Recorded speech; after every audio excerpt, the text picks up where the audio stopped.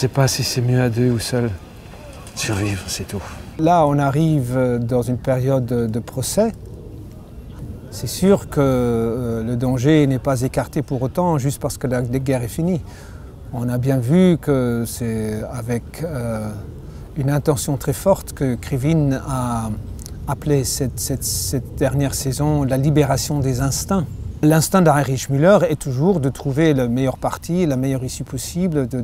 C'est quand même un joueur d'échecs, c'est un joueur. Et il utilise son intelligence pas forcément pour améliorer le monde, mais pour tourner n'importe quelle situation donnée dans laquelle il se trouve à son avantage. Et son avantage, c'est finalement très égoïste, c'est survivre et se la couler douce.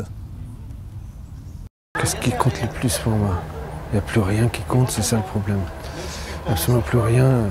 Vous y croyez à la libération, vous croyez à l'Ancien Régime, vous croyez en Dieu? Moi je crois à aucun des trois. Donc qu'est-ce qu'il me reste? Il me reste Hortense, mais c'est quand même un peu naïf. Waouh!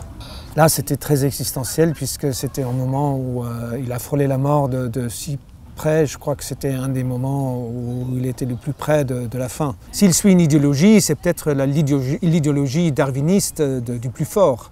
Après, il croit dans l'histoire avec Hortense. Là, ça lui a vraiment fait une claque. Je crois que le dévouement de Hortense, ça l'impressionne. Ça l'impressionne. Mais jusqu'où je serais capable d'aller, vous l'avez bien vu. Je pense que j'irai pour elle aussi loin que je pourrais aller, ou que je suis allé pour un certain régime. Je crois que c'est sa plus grande déclaration d'amour, c'est cette fugue avec elle, cette désertion. Prêt à risquer sa vie finalement pour ça. Ils ont joué, ils ont perdu.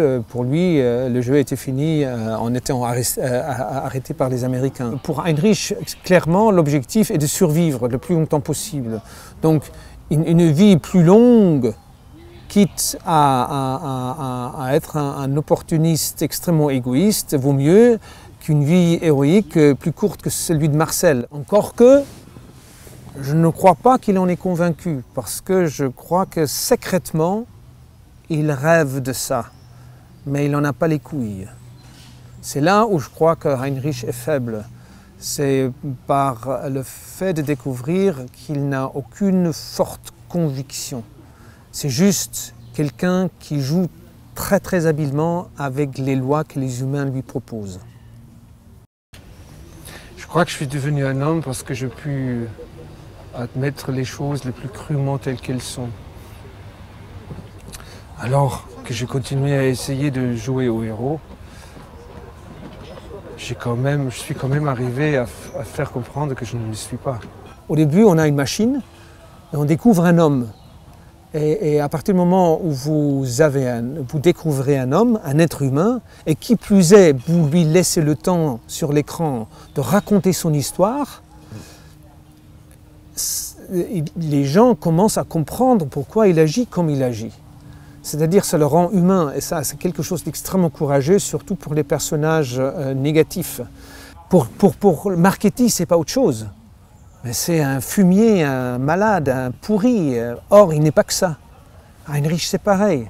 Et donc, l'importance de cette série, qui décidément n'est pas manichéen, mais le focus à l'intérieur de chaque être humain.